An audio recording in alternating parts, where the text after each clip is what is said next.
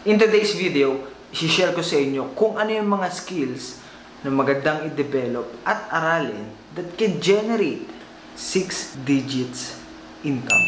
At sa mga i-share ko sa inyo na skills in today's video, medyo may advantage dito yung mga nakagraduate ng IT or yung ang work nila is related into technologies. If you are creative and sa tingin mo may talent ka mag-promote, at the same time, you are tech savvy, digital marketing is one of the best skills na pwede mong aralin. Nandito yung e-commerce marketing. Kung familiar ka din kay Amazon yan, maraming mga vendors dyan na nag-hire ng mga VA. Kung familiar ka din sa Shopify or TikTok Shop, pwede ka maging content creator nila or para i-promote yung bagong products nila, pwede ka makapag-affiliate sa ibang may mga businesses, whereas tutulungan mo silang i-promote yung product nila in exchange for a commission. And number 2 skills na pwede mong aralin ngayong 2023 is yung tech skills. If you're a graduate of information technology or about mahilig ka sa programming yan, mahilig ka mag-create ng mga solutions, isa tong skills na to na pwede mong aralin. And isa sa mga best examples under this category is yung IT automation. For example, may nilagay ka ditong data, ito yung mga kailangan mong i-register, makukuha mo na agad yung result na hinahanap mo in an instant. No? Another good example is yung mga fintech, yung mga finance and technology niya, no? Like yung SAP, Oracle yan. Isa sa mga criteria or skills na hinahanap nila yung SAP oriented, yung it's either Oracle, no? Kapag ka kasi alam mo kung paano siya operate or isa ka sa mga nagme-maintain nito, like kahit freelance ka, no? Napakalaki ng potential mo na mag-generate ng malaking income kasi malaki din yung demand ng skills na to. At number 3 is yung sales. Siguro naman hindi na natin kailangan pang elaborate na sales is one of the best skills, or hindi lang the best, sales ang isa sa mga pinakamahalagang skills na everyone, lahat siguro dapat matutunan to. It's a must na matutunan, hindi lang to applicable sa iilang tao kasi it's a must na dapat mong i-develop. Bigyan kita ng example. When you are applying, you're a fresh grad, nag-a-apply ka, unang-una mong syempre ibebenta is yung sarili mo, no? Kaya dun pa lang, meron ng sales na nagaganap. To make this relevant sa content na to or sa videos na to, sales is one of the best skills na pwede mong i-practice or i-develop. Kasi yung income na kikitain mo dito sa sales is hindi lang 6 digits. But cost unlimited. Unlimited when I say na kapag sinipagan mo, it's like you're doing promotions sa mga or ads campaign, affiliate marketing na pinopromote mo, kumikita ka via through commissions, no? Sa sales naman, yung income mo na pwede mong kitain is hindi lang siya naglalaro sa 6 digits. Kaya kung ako babalik sa panahon na medyo sinisipag pa ako mag-aral, sales ang isa sa mga skills na gusto-gusto ko i-develop. Next, number 4 is video editing or video filming. Way back 2019 or 2020, nung kasagsagan ng pandemic, yan, alam naman natin, no, lahat ng tao siguro bored, lahat ang naging source of ang way nila para ma-entertain is through watching videos, you know, creating contents. Kasi yun naman pwede mong gawin talaga ng pandemic. And ito yung reason kaya ang daming mga nagsulputan na content creator wannabe at isa na nga ako doon, no?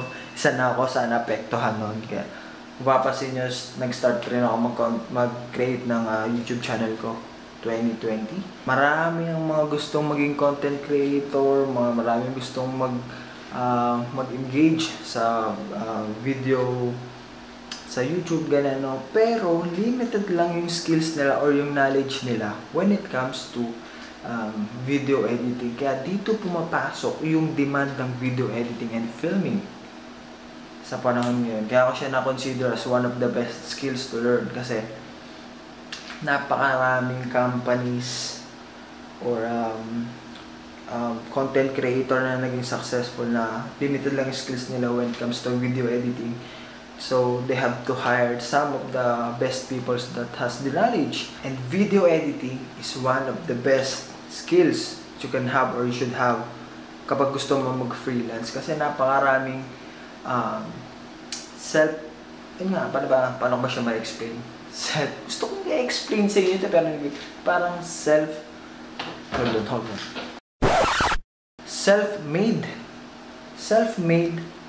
entrepreneur. So, napakaraming self-made entrepreneurs ngayon na naging successful na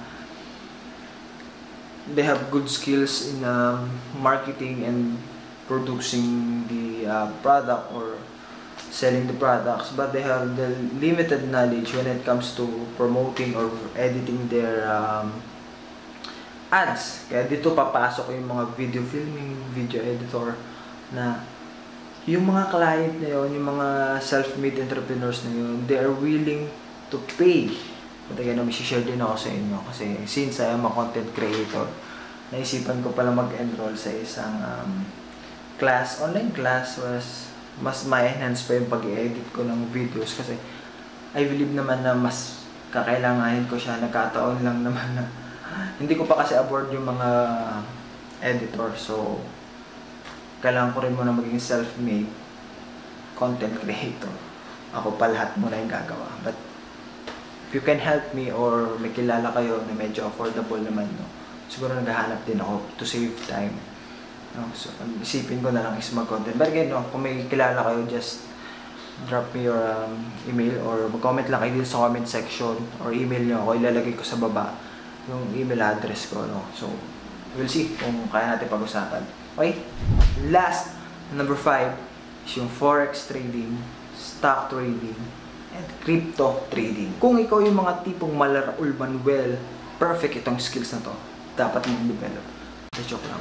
Kung ikaw yung mga tipong medyo may pagka-concern about sa economic or mahilig mong alamin yung economic status ng mga bansa-bansa, perfect itong forex trading na to na i-develop mo at the same time na kapag naging updated ka na rin sa mga current status, basta marunong ka lang, alam mo kung ano yung nagiging current status ng mga currency na binibili mo, like yung ano ba yung pinaka-popular ngayon, US, diba? Alam naman natin na sobrang taas na inflation doon nung nakaraan, no? Kung ikaw ay medyo marami kang alam or gusto mong update ka sa mga current status ng mga bansa, mahilig kang magbasa about their economic status and condition, perfect na itong skills na ito. Ilan lang yun sa mga skills na pwede nyo i-develop kung gusto nyo mag-generate ng income. Well, ako in myself, nag-invest na ako sa isa, which is yung sinabi ko nga, video editing. Kasi I'm sure itong path na tinatahak ko ngayon is, I know in my heart na pagdating ng panahon, it will give me the income that I need, yung kailangan ko, and also the time freedom para sa sarili ko and also sa pamilya ko, sa bubuhay ng pamilya. Well, and of course, no, syempre, bago ang lahat, thank you to my brother, kay Richmond, na siya yung may dahilan kung bakit ko kinreate itong content na to. Kasi siya yung nag-suggest na baka maganda i-share ko tong gantong content or pasok tong gantong content sa channel ko, which is pasok naman talaga kasi palagi ko nga sinasabi, no, na gusto ko na may matutunan kayo sa channel ko, at the same time na entertain din kayo. This is how I make it possible, no. Kaya salamat kay Kuya. Kung may mga ideas din kayo, no, or gusto niyo i-share, na make sure na i-comment nyo lang din sa comment section. And lagi ko naman binabasa yan para manotice ko na rin kayo. And hopefully, may nakapag-iwan na naman ako ng mga lectures or mga ideas na pwede nyong gawin in the future But anyway, thank you for keep on subscribing on my YouTube channel. Kahit hindi ako ganun ka-active, but I will do my best para maging active ulit ko ngayon. Guys, that's it for this vlog. Thank you again for watching sa mga tumapos ng videos na to. Pakishare na rin sa mga friends nyo, family, relatives. And as usual, I'm out boys. Peace. Cut.